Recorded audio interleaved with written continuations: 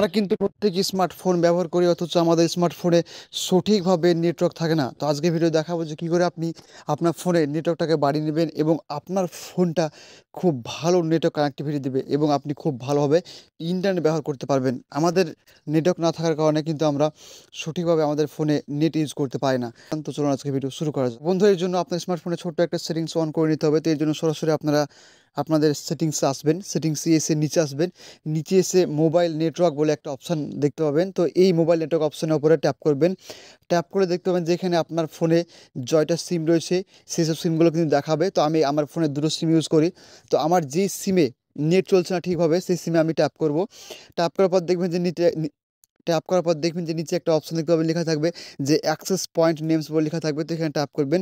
Tap করার পর দেখতে পাবেন যে সিম্পল এখানে 3টি ডট পাবেন উপরে, কোনায় 3টি ডট পেয়ে যাবেন। এখানে ট্যাপ করবেন। ট্যাপ করার পর লেখা থাকবে যে রিসেট অ্যাক্সেস পয়েন্ট নেমস বলে। তো আপনারা এখানে ট্যাপ করবেন। ট্যাপ করার পর নিচে দেখবেন যে লেখা থাকবে রিসেট অ্যাক্সেস পয়েন্ট বলে। তো এখানে ট্যাপ দেবেন।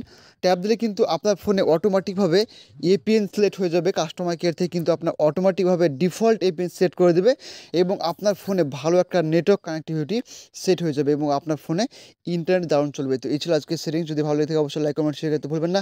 Thank you so much. দেখা হবে আরেকটি নতুন ভিডিও।